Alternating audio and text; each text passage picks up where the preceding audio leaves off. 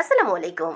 BD হালচালের পক্ষ থেকে সবাইকে সুস্বাগতম। যে যেখান থেকে বিডি হালচালের সাথে আছেন তাদের সবার জন্য রইল অনেক অনেক ভালোবাসা। প্রিয় ভিউয়ার্স, আখি, তিশা, আহাদ তিনজনই লাইভে এসে দর্শকদের মাঝে নতুন নতুন তথ্য দেওয়া শুরু করেছে। বিশেষ করে আখি যেসব তথ্য তুলে ধরছে এবং সেগুলা প্রিয় ভিউয়ার্সদের মনের কাঙ্ক্ষিত প্রশ্নের উত্তর দিতে গিয়ে এক পর্যায়ে আখি আবেগ আপ্লুত হয়ে বলেই বসলো যে আমাকে যেভাবে চাপ সৃষ্টি করা হচ্ছে, আমাকে যেভাবে হুমকি দামকি সহ মিথ্যা অপবাদ দেওয়া হচ্ছে, আমি একসময় হয়তো লাইভে এসে আপনাদের সামনেই একটা কিছু করে বসবো, সেটা হলো সুসাইডের, আত্মহননের কথা বলেছে। কিন্তু কেন? আখিকে কেন এই চাপ সৃষ্টি করা হচ্ছে? আখি দুর্বল? আখির পরিবার একটু নড়বড়ে? আখির পাশে দাঁড়িয়েছে অনেক সংস্থা, আখির পাশে দাঁড়িয়েছে সচেতন নাগরিকরা। আখি নিজেকে যতটা একা ভেবেছিল পরবর্তীতে দেখে না, সে একা নয়, তার পাশে আছে হাজার হাজার জনতা।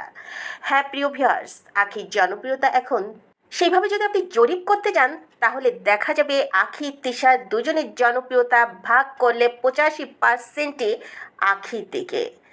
আখিকে এখন সবাই ভালোবাসে। তিশা আহাদের ওপর মানুষের এখন ঘৃণা জন্মে গিয়েছে। তিশার মাকে মানুষ ধুয়ে দিচ্ছে।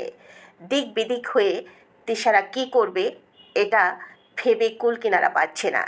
দৌড়ে আসলো আখির ছেলে আয়াসকে দেখার নাম করে আখিদের বাসায়। ভেবেছিল ভিউয়ার্সদের কাছ থেকে সিম পেথে নেবে, কারণ সেটা থেকেও হয়েছে বিপরীত। আখির ছেলে আহাদের, আহাদ দেখতে আসেনি, নিচেই গাড়িতে করে আহাদ বসে আছে গাড়ির মধ্যে, আর উপরে গিয়েছে কে? তিশা, ওই যে সাইমন, ওই যে তিশার একটা চুলওয়ালা মাজা ভাঙা ভাই, সে গিয়েছে আয়েশকে দেখতে, আয়েশের জন্য দুধ প্যাম্পার্স নিয়ে। পরবর্তীতে এই যে তিশা এসে বলছে যে এগুলা কি আহাদ কিনে দিয়েছে, আমিও আয়েশের মা, আমিও আয়েশের আম্মু, আমি কিনে দিয়েছি। বড্ড হাস্যকর না ব্যাপারটা?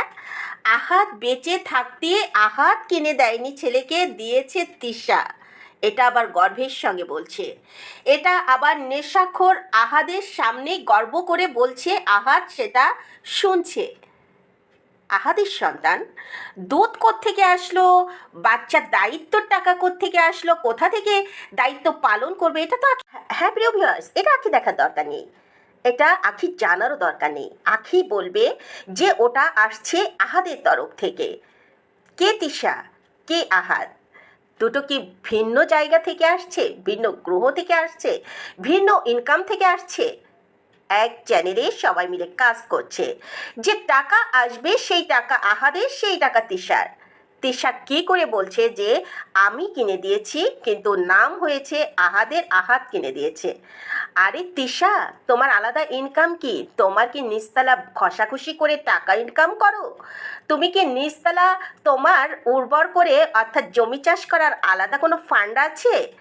ইউটিউব তুমিও করছো কন্টেন্ট, সেই কন্টেন্টে আছে আহার, সেই কন্টেন্টে আছে আরও অনেকে, সবার ইনকামের বিনিময়ে তোমাদের, অর্থাৎ ইউটিউবের একটা চ্যানেল খুলে তোমরা সবাই সেখানে কাজ করছো, সহজ ভাষায় বলে দিই, সেখান থেকেই তোমাদের ইনকাম হচ্ছে। অর্থাৎ সেটা আলাদা কেন ভাগ হতে যাবে? ওই যে সাইমন, তোমার ভাই, এরা কেন তোমার উপর খায়? কারণ তাদেরকে দিয়েও তুমি কন্টেন্ট তৈরি করো, তারাও তোমাদের অভিনয়ের পার্টের এসব ভিডিও করার একটা অংশ। তোমার মা, তোমার মা দেখলাম যে থানায় গিয়েছে, খুব ভালো হয়েছে যে থানার নাম সহ ওখানে কেন গিয়েছে, খুব সহজে হাতের মধ্যে চলে আসলো যে আসল তথ্যটা কি। তোমার মা এতটাই খারাপ মহিলা, কথায় কথায় থানায় যায়। কথায় কথায় থানায় কারা যায় জানো? যারা মামলাবাজি, যারা 2 নম্বরী মহিলা, তারা কথায় কথায় থানা যায়। হাতি ঘোড়া গেল তল, মশা বলে কত জাল। ভিউয়ার্সরা, বড় বড় নেতা, বড় বড় সেলিব্রিটি, তাদের কার্টুন থেকে শুরু করে অনেক রকম গালিগালাজ দিয়ে ভিডিও তৈরি করছে, ভিউয়ার্সরা গালি দিচ্ছে, ভিউয়ার্সরা কমেন্ট করছে, ভিউয়ার্সরা রঙ্গ তামাশা করছে, সেখানে তোমার মা তাদের নখে সমতুল্য তোমার মা নয়। তোমার মা যে থানায় অবজেকশন দিয়েছে যে আমি আমার মেয়ের বাড়ি থাকি না, নিজের বাড়ি থাকি, কিন্তু একটা উস্কানিমূলক বক্তব্য অর্থাৎ আখির কথা বলেছে, সে উল্লেখ করাতে এখন আমাকে অনেকে হাসি ঠাট্টা করছে। থানা থেকে তোমার মাকে এই ধরনের অবজেকশনের জন্য উল্টো উপহাস করে বের করে দিয়েছে, সেখানেও তোমাদের ঠাঁই হলো না। তোমার মা কেন এই কথা না বলে যে আমার চরিত্রের উপর কেলেঙ্কারি দিচ্ছে, সেই সৎ সাহসটা তোমার মার নেই কেন? তোমার মা একটা কথা বলছে, আমি আমার বাসায় থাকি, আমি আমার বাসা থেকে ভিডিও করি, কিন্তু আমাকে লোকে বলে আমি জামারটা খাই, জামারটা পরি। আশ্চর্য! এটার চাইতেও ডেঞ্জারাস কথা হলো, সবচেয়ে বড় কথা হলো যে তোমার মায়ের চারটা বিয়ের ক্লেম দেওয়া হচ্ছে, তোমার মাকে গ্রাম থেকে বের করে দিয়েছে, তোমার মা একাধিক পুরুষের সঙ্গ নিয়েছে, বিভিন্ন পুরুষের কাছ থেকে টাকা পয়সা হাতিয়ে নিয়েছে। তুমি যখন 8-এ পড়ো, অর্থাৎ তিশা যখন 8-এ পড়ে, তাদের গ্রামের একটা ছেলের সঙ্গে 8 থেকে 10 দিন ঢাকা শহরের হোটেলে বিনা বিয়েতে থেকে এসেছে, কারণ তিশা তখন খুব ছোট ছিল, কেউ বিয়ে পড়াতে রাজি হয়নি, এবং যে ছেলের সাথে গিয়েছিল সেই ছেলেও ছিল মেবি ম্যাট্রিক পরীক্ষা দিয়েছিল অথবা ফার্স্ট ইয়ার, তারও বয়স কম ছিল। কোনো কাজই তাদের বিয়ে পড়ায়নি। অবশেষে গ্রামে তিশা ফেরত এসছে, তারপর তার মা সেই তিশা যে ছেলের সঙ্গে বের হয়ে গিয়েছিল তাদের কাছ থেকে টাকা পয়সা কিছু নিয়ে ঢাকায় পাড়ি জমায়। সেখানে কিছুদিন থাকার পর তিশার আরেকটা বিয়ে দেওয়া হয়, যে ঘরে তিশার একটা ছেলে আছে। এসব কথা অনেকেই অনলাইনে বলে বেড়াচ্ছে এবং ভাসছে, এবং বিভিন্ন কমেন্টস করে জানতে চাচ্ছে তোমার মার যে আপনার নাকি 3-4টা বিয়ে, 3 ঘরের সন্তান, যাদের 3টা বাপ, মা এক হলেও 3টা বাপ, অর্থাৎ স্টেপ ফাদারের পরিচয়। তো সেসব ব্যাপারে কেন থানায় অবজেকশন জানায়নি? সেসব কথা নিয়ে কেন তিশা এই যে ভিডিও করছে না? তিশা বরং বলেছে যে মানুষের হতেই পারে সম্পর্ক নষ্ট, কিংবা ডিভোর্স হতেই পারে, কিংবা তালাক প্রাপ্ত হতেই পারে। কথাটা কি শোনা গেল? সত্য কথা। তোমাদের গায়ে লেগেছে জামাইয়ের ইনকাম খায়। আরে বাবা, এটা দেখানোর কি হলো? এটা তো প্রমাণ আছে। তোমার বিগত দিনের ভিডিওগুলা 2 মাস আগে, অর্থাৎ ঈদের আগে আমার বাবা আসবে তাই মা একটা আলাদা বাসা নিয়েছে, কত বড় বাসা, 4 রুমের ফ্ল্যাট, নিরিবিরি। মা এত বড় ফ্ল্যাটে থাকে, তবু আমার ভাই আমার কাছে থাকে, ওই সেখানে থাকতে চায় না, কারণ এখানে কোনো হইচই নেই, নিরিবিলি পরিবেশ, আমাদের বাসার মতো আনন্দ ফুর্তি নাই। তো আমরা তো জানি তোমার বাবা কোথায়। রমজানে তো তোমার বাবা, রমজানের ঈদ চলে যে কোরবানি ঈদ আসলো, তোমার বাবার তো আর দেখা মিললো না। এখন তো বাবার কথা বলোই না আসবে। আর আমরা তো শুনেছি, আঁকি বলেছে যে কোনোদিন দেখিনি যে তোমার মাকে কোনো বাবার সঙ্গে কথা বলতে, তোমাকেও কোনো বাবার সঙ্গে কথা বলতে। এসব তোমরা নাটকবাজি করো কন্টেন্ট তৈরি করার জন্য। এসব কথা নিয়ে তো কোনো কথা কিংবা কোনো মুখ খোলাখুলি শুনছি না। কোনো থানায় রিপোর্ট করতে গিয়েছো, সেখানেও এগুলো উল্লেখ নাই। শুধু জামাইয়ের বাড়ি থাকে না, 2 মাস আলাদা একটা ফ্ল্যাট নিয়ে, যে ফ্ল্যাটের টাকা তোমরাই চালাচ্ছ তোমার মাকে, কারণ তোমার মার ইনকাম কোথায়? হ্যাঁ, ইনকাম একটু ধরিয়ে দিয়েছো, চ্যানেল খুলে দিয়েছো, সেটা তো আগে মনিটাইজেশন হোক, সেটা থেকে টাকা ইনকাম হোক, খুললে আর ওই টাইম আর কি বলে ওকে ভিউয়ার্স হলেই যে, সাবস্ক্রাইবার হলেই যে মনিটাইজেশন ওপেন হয়, ইনকাম শুরু হয়, এমন তো না। আর তার যেরকম তার ভিউ হয়, যেরকম তার মানে সাবস্ক্রাইবার হয়েছে, তাতে যে খুব একটা ইনকাম হয় তাও না। তাই সে কি করছে, অনলাইনে কাপড় চোপড়ের ব্যবসা শুরু করছে। আঙ্কেল আন্টিরা আপনারা কেমন আছেন, আপনারা আমার কাছে জানতে চেয়েছেন। এইভাবে ওই বুড়ি মহিলা অবশেষে, তোমরা কি করেছো, কুলকিনারা না পেয়ে অপমান অপদস্থ হচ্ছিল, তার হাত থেকে বাঁচার জন্য মাকে একটা চ্যানেল খুলে দিয়েছো। বাবার অস্তিত্ব নেই, সেটা নিয়ে মোকাবেলা করার কিংবা সেটা নিয়ে হাইট করার যোগ্যতা তোমরা রাখো না। ভিউয়ার্স, এই যে আখি বলেছিল যে এই যে লাভ বাইটের কথা, আমরা অনেকেই জানি লাভ বাইট কি, অনেকে জানি না। বাস্তবতার খাতিরে আমি ব্যাপারটা একটু আপনাদের সঙ্গে খোলসা করেই বুঝিয়ে দেই। লাভ বাইট হলো দুজন দুজনের কাছে আসার একটা চিহ্ন, অর্থাৎ চুম্বকের চিহ্ন। চুম্বক লেগে গেলে যেরকম একটা দুজনের মানে মানুষের শরীর তো রক্ত জমাট বেঁধে একটা স্পট ফেলে, কখনো ঘাড়ে কখনো বুকে, কিংবা নির্দিষ্ট কোনো জায়গা নেই, সাধারণত ঘাড়ে বুকে সব জায়গা হলে মানুষ দেখতে পারে। তো তাদের এই যে সেরকম লাভ বাইক নিয়ে সবসময় ঘোরাঘুরি করতো কে? তিশা আহাদ। আখিকে আখিকে হাট করার জন্য এসব করতো, কষ্ট দেওয়ার জন্য এসব করতো। আখি সত্যি কষ্ট পেত। আখিকে কখনো লাভ বাইট অর্থাৎ এরকম কুকুরের মতো কামড়া কামড়ি করে সেই স্পট ফেলে দেয়নি। আখির হয়তোবা ওইটা আকর্ষণ ছিল। প্রতিটা মানুষেরই কিছু না কিছু দুর্বল থাকে, বিশেষ করে তার হাজবেন্ড যখন অন্য মেয়েকে এত ভালোবাসা দিচ্ছে, কুকুরের মতো স্পট পড়ছে, তখন তারও হতে পারে মনে যে আমিও ওই কুকুরের মতো ওরকম ভালোবাসা চাই। তো সেই ভালোবাসার চিহ্নটা নিয়েই আবার তাদের মধ্যে পাল্টাপাল্টি জবাব হলো। তিশার ব্যাপারটা তো পারতো হাইড করে যেতে, কারণ এটা হলো আহাত এবং আখির মধ্যের কথা। আহাত লিখেছে সে আখি নাকি তাকে ফিজিক্যালভাবে মেলামেশার জন্য টর্চার করতো, ফিজিক্যালভাবে তাকে সবসময় আহ্বান জানাতো। সেই ক্ষেত্রে আখি বলেছে যে আমার কষ্ট হতো না, তারা যখন লাভ বাইট নিয়ে ঘোরাফেরা করতো আমার চোখের সামনে দুজনের লাভ বাইট থাকতো, তখন আমি হয়তো আখি তখন রাগের বশে কিংবা উত্তেজক হয়ে বলতেই পারে যে কোথায়, আমাকে তো তুমি লাভ বাইট কখনো দাও না, শুধুমাত্র তিশাকেই দাও, তিশাকেই তুমি ভালোবাসো, বলতেই পারে। সেই কথাটা নিয়ে ঘরের মধ্যে হাসাহাসি হতো, সেই কথাটা নিয়ে ঘরের প্রতিটা মানুষ ইনসাল্ট করতো। ভাবা যায় আহাদের সঙ্গে তার হাজবেন্ডের এই ধরনের কথা পরিবারের প্রতিটা লোক উপহাস করত। কাকে? আখিকে। আর তিশা কি করতো?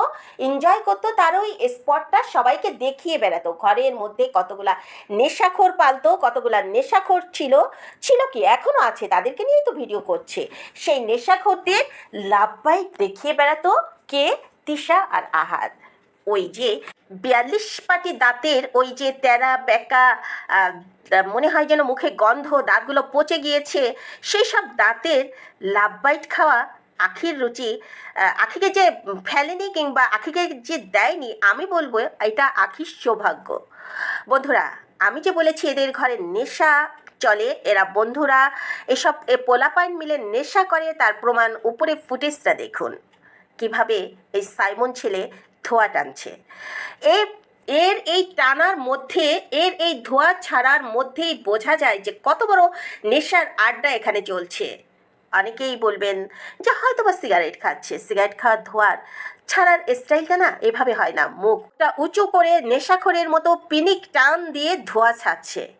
আশেপাশের সবাই এরকম একটার পর একটা নেশা করছে, কিন্তু সাইমনের ফুটেজটা উঠে চলে আসছে আর ওই মুহূর্তে প্রত্যেকেই মাথা নিচু করে আছে। এ থেকেই বোঝা যায় যে ওরা প্রত্যেকেই এভাবেই নেশা টানে, এভাবেই নেশার আড্ডা চলে সারা রাত বসে। এরা সারা রাত জেগে থাকে, দিনে ঘুমায়, যেটা সত্যিকারের নেশাখোরদের চরিত্র। তাই প্রিয় ভিউয়ার্স, আপনারা এদেরকে বর্জন করুন, এদের এই নেশাখোরদের আপনারা বয়কট করুন। হ্যাঁ, উপরের ছবি দেখার পরও কি আপনি বলবেন না? উপরে যে এই যে নেশার যে আড্ডা চলছে প্রমাণ দেওয়ার পরও কি আপনারা বলবেন যে এখানে ভালো কোনো কাজ করছে? এই যে তিশা, আহাদ এবং আখি মিলে যে চ্যানেল খুলেছিল, সেটা ছিল পরিকল্পিত। তিশাকে ব্যবহার করে ওরা উপরে উঠতে চেয়েছিল। আপনারা ইতিমধ্যে দেখেও ফেলেছেন যে তিশা একটা ভিডিওতে বলেছে যে আমার ভাইয়ের বিয়েতে আমি 8 লক্ষ টাকা খরচ করেছি, সেটা নিয়ে কথা বলেছে। কিন্তু এটা দেখেনি 8 লক্ষ টাকা খরচ করলে আমি সেই ভিডিও দেখিয়ে ইনকাম করেছি 30 লাখ টাকা। যদিও প্রথমে বলেছিল 8 লক্ষ টাকা খরচ করে 16 লাখ ইনকাম করেছি, তখন হলো আহাদ বলেছে তুমি মিথ্যা বলছো কেন, ওটা দিয়ে তো আমরা 30 লাখ ইনকাম করেছি। তখন আবার তিশা বলল যে তুমি এগুলা বলো কেন, এই জন্যই তো মানুষের নজর লাগে। তো হ্যাঁ বন্ধুরা, ওটাই ছিল আমাদের সর্বোচ্চ ইনকাম। আমরা 30 লাখ টাকা আমার ভাইয়ের বিয়েতে ইনকাম করেছি সেই ভিডিও থেকে। তো 30 লাখ টাকা ইনকাম করলে, আরে ভাই তুমি কেন লোন শোধ করতে পারোনি? তুমি কেন 30 লাখ টাকা ইনকাম করলে সেখানে 50 লাখ টাকার জায়গায় তুমি যদি 20 লাখ টাকাও দিয়ে দিতে লোনে, তারপরে আস্তে আস্তে শোধ করতা, কিন্তু 30 লাখ টাকা ইনকাম করেছো, সে টাকা কোথায় উড়িয়েছো? দেখলাম আখি বলল যে এতদিন আখি কিন্তু বলেনি, আখি শুধু বলেছে যে তিশার আইফোন বিক্রি করেছে, আমার গয়না বিক্রি করেছে, তিশার গয়না বিক্রি করেছে। সেটা নিয়েও দর্শকরা যখন বললো আপনার কোন ফোন ভেঙে ফেলেছে, আপনার আইফোন কোথায়, তখন আবার আখি বললো যে আমার আইফোনও বিক্রি করে ফেলেছে এবং আসার আগে একটা দামি ফোন ছিল, সেটা নাকি তিশা ভেঙে ফেলেছে। কত বড় দজ্জাল খারাপ মেয়ে তিশা! সে কী করে তার সতীনের ফোনে হাত দিয়ে ভেঙে ফেলে? আরেকটা মজার ঘটনা শুনবেন। আখি বলেছে যে তিশা বারবার বলছে যে আমার মা নিয়ে আসছে, কিন্তু তিশা ফোন করে আমার মা বাবাকে দুজনকেই বলেছে আপনাদের মেয়ে আপনারা নিয়ে যান, আমরা রাখতে পারবো না, আপনাদের মেয়ে আপনারা এখনই এসে নিয়ে যান। তখন তিশাদের বাসায় আখির মা আসে এবং আখিকে নিয়ে সে চলে যায় এবং আখি এও বলে যে ওরা অপবাদ দিচ্ছে যে আহাতকে জানায়নি। আহাতকে জানানোর জন্য আমার বাবা ফোন দিয়েছিল, কিন্তু আহাত সে ফোন ধরেনি, উল্টা আমাকে মারতে গিয়েছিল, আমাকে চড়াতে গিয়েছিল। আমি তখন আহাদের হাত ধরে বলেছিলাম, মারবে মারো তাহলে। তখন আহাদের তো হাতে ব্যথাই থাকে, কারণ নেশাখোর বাইক চালালে, গাড়ি চালালে, তারপরে নেশা অবস্থায় এটা ওটা ভাঙলে হাতে তো তার ব্যথা থাকবেই। দেখবেন যে বছরের 12 মাসের যারা ভিডিও দেখেন তারা অবশ্যই বলবেন যে আহাদের এই হাতটা 12 মাসের কত মাস ব্যথা থাকে। আহাদকে সবসময় ভাত খাইয়ে দিত। এই যে গহনা দেখছেন, গহনার বাহার না, ওই পর্যন্ত গলায় অতটুকু দেওয়ার পর তারপর ঘরে এনে 1 মাসও রাখতে পারেনি, আবার সেল করতে হয়েছে এই গয়না। সেই গয়না কিনে সেই গয়নার বাহার দেখিয়ে কন্টেন্ট তৈরি করার কোনো মানেই হয় না। প্রিয় ভিউয়ার্স, আপনাদের আবারও বলছি, এদের এসব চাকচিক্য জীবন দেখে আপনারা ইউটিউবার হওয়ার স্বপ্ন দেখবেন না। কারণ ইউটিউব জগৎটা এমন, যেমন উঠবে ঠিক তেমনি আবার নেমে যাবে।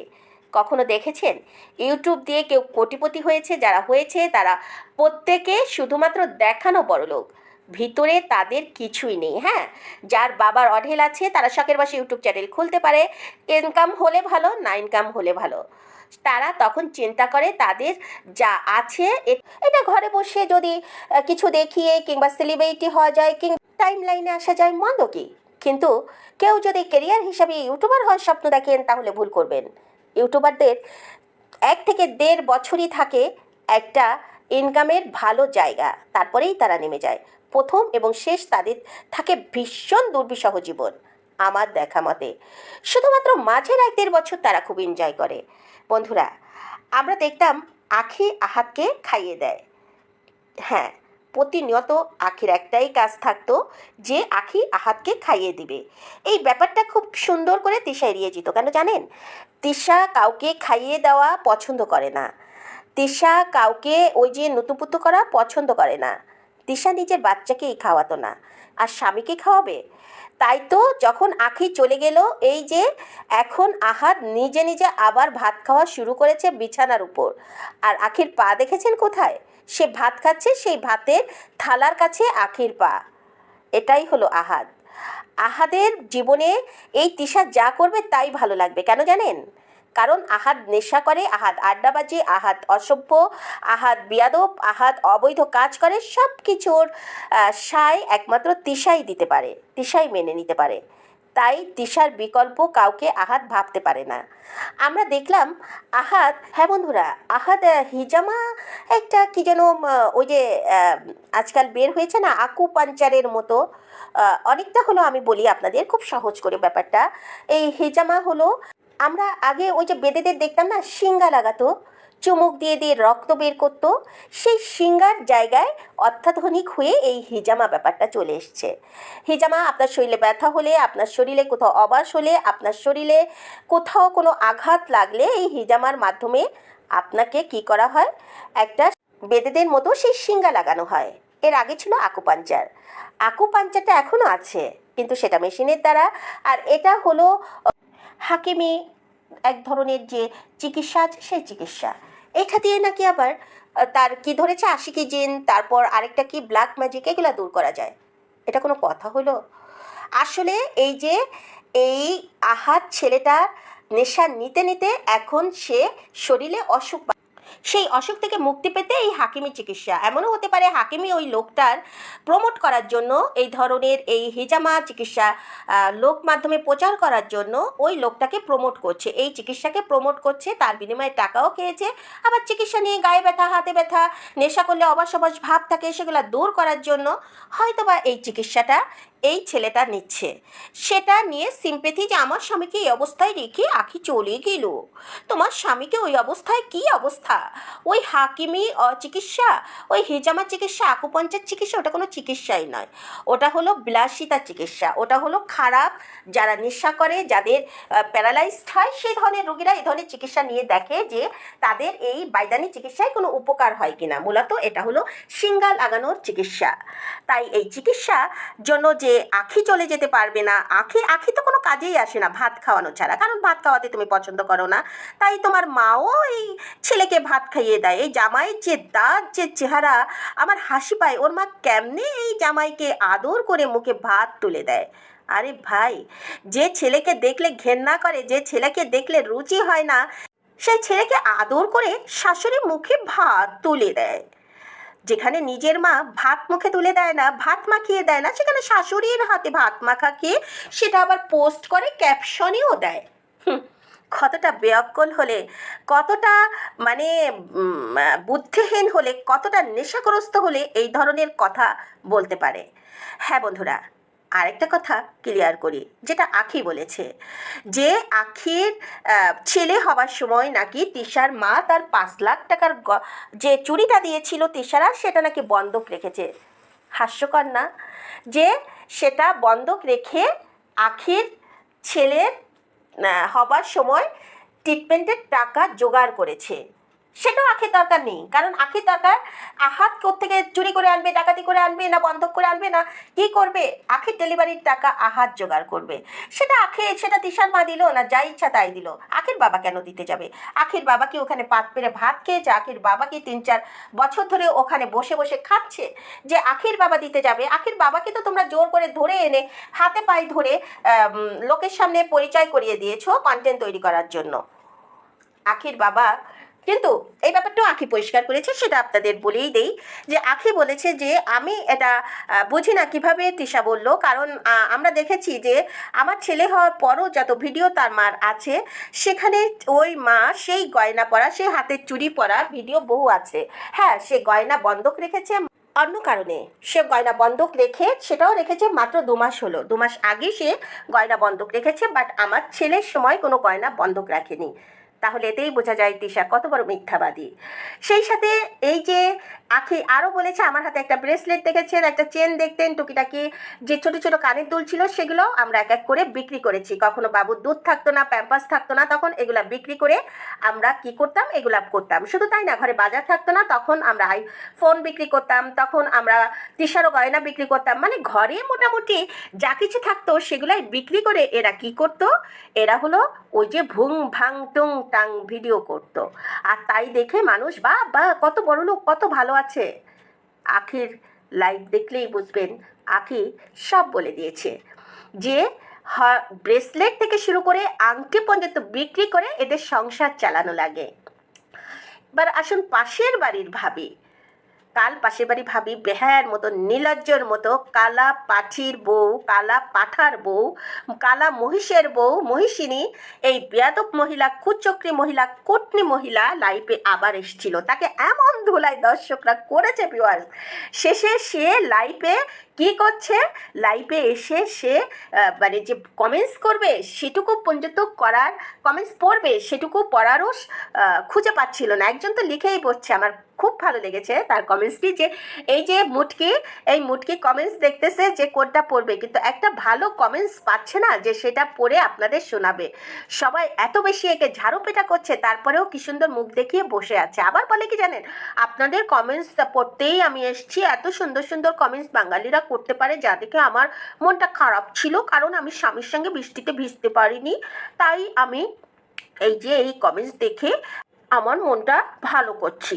তাই বলে তার হাজবেন্ডের একটা ল্যাপটপ নিয়ে ঘাটাঘাটি করছিল, ওই যে অ্যাপেল কোম্পানি, সেটা দেখিয়ে বললো আমি নাকি সেরেলাক চেয়ে খাই। তাহলে দেখেন, এই যে আমার ফোন দেখে, আমার হাজবেন্ড দেখেন কি কি ল্যাপটপ চালাচ্ছে। আরে বাবা, তোমার হাজবেন্ড ওটা রেপ্লিকা একটা অ্যাপেল কোম্পানি, ওরকম অ্যাপেল কোম্পানি না 5-7 হাজার টাকায় ঢাকা শহরে রাস্তায় নিয়ে বসে থাকে, সেইগুলা মানুষকে দেখিয়ে দেখাতে হবে না তুমি যে ছোট লোক, ওটা দেখানোতে মানুষ আরও বুঝে গিয়েছে যে রেপ্লিকা অ্যাপেল কোম্পানির ল্যাপটপ তুমি দেখিয়ে মানুষকে বলছো যে আমার হাজবেন্ড দেখেন অ্যাপেল কোম্পানির ল্যাপটপ চালায়। ওটা ঢাকা শহরে না 4-5 হাজার টাকায় রাস্তায় নিয়ে বিক্রি করে। এই অ্যাপেলের ল্যাপটপ দিবে, দেখতে চাও? কয়টা দেখতে চাও? ওরকম অ্যাভেলেবেল নিয়ে বসে আছে রে মুটকি। তো এই মুটকি এই ব্যাপারটাও আখি ক্লিয়ার করে দিয়েছে। এই মুটকির ঘরে পাশের বাড়ির এই কুচক্রি বেয়াদব যার মেয়ে বোনের সঙ্গে বোধহয় আহাতকে বিয়ে দিবে, তাই আহাদের পিস পিস ঘুরছে, আহাদের লেজুর ধরে আছে। দেখলাম সেদিন লাইভেও ওই মহিলা কটকট করছে। এই যে লাইভে এসছিল তিশা, সেই লাইভে গাড়িতে বসে এসেছিল, দেখেছেন? যারা যারা দেখেছেন তারা অবশ্যই দেখেন, আমার এখানে ছবি আছে, যে দেখতে কতটা বাজে এই তিশা। দিশা যে আখিকে বলেছে কালো, নিজেই তো কালো। তো বন্ধুরা, যে কথাটা বলছিলাম, কালো তো কালো, এ নিয়ে অনেক ভিডিও অনেকে করেছে, সেটা নিয়েও তিশা বলেছে যে হ্যাঁ আমি দেখতে কালো, আমি ইয়ে করছি, ফিল্টার না দিয়ে ভিডিও করলে আমি কালোই। তাহলে ভাই তুই কেন আখিকে কালো বলিস? আখি আর তুই পাশাপাশি, আমরা তো এখন ভিডিও দেখছি, তুমি তো কত কিছু এডিটিং ফিডিটিং কত কিছু জানো, আর আখির তো কম দামি একটা মোবাইল, তো আখিকেই তো ভালো দেখায় তোমার চাইতে। আখির চোখ পটল চেরা চোখ, যে চোখের মধ্যে হারিয়ে যেতে ইচ্ছা করে। বনলতা সেনের সেই চোখের ভাষাটা মনে হয় যেন আখির চোখের ভাষা। পটল চেরা চোখ যাকে বলে, আখির চোখের মাঝেই সেই পটল চেরা চোখকে আমরা খুঁজে পাই। আর তোমার চোখ, নাক, মুখ, দাঁতের মধ্যে লুচ্চামি, বদমাইশি, কুচক্রি, ওই যে 3-4টা ছেলের ঘাড় ভেঙে এসে এই অসভ্য বেয়াদব দেখতে কি বাজে থার্ড ক্লাস বস্তির ছেলের গলায় মালা দিয়ে ঝুলে আছো। তোমারও কুল কিনারা নাই, ছেলেরও কুল কিনারা নাই, তাদেরকে নিয়ে বসে আছো। তো বন্ধুরা, কি যেন বলছিলাম, ভুলে যায় আসলে, এদের কথা উঠলে আসলে ভুলে যায়, ভীষণ রাগ হয়ে যায় যে মানুষ কতটা চাপাবাজি হতে পারে। তো বন্ধুরা, সে পাশের বাসার মহিলার বাসায় যে আখির তরকারি খেতে যেত, রোজ রোজ ভর্তা আনতে যেত, সেটা নাকি একবারই গিয়েছিল, তাও আহাদের রিকোয়েস্টে আহাত পাঠিয়েছিল। আহাত তো সবসময় চেষ্টাই করে যে আখির মানহানি কিভাবে করব, সেই চেষ্টার জন্যই পাঠিয়েছিল পাশের বাসার ভাবিকে। তো সেটা নিয়েও আখি ক্লিয়ার করে দিয়েছে। তো আমরা জানতে পাচ্ছি যে তিশা এ পর্যন্ত যেসব কথা বলেছে সবই মিথ্যা, বানোয়াট এবং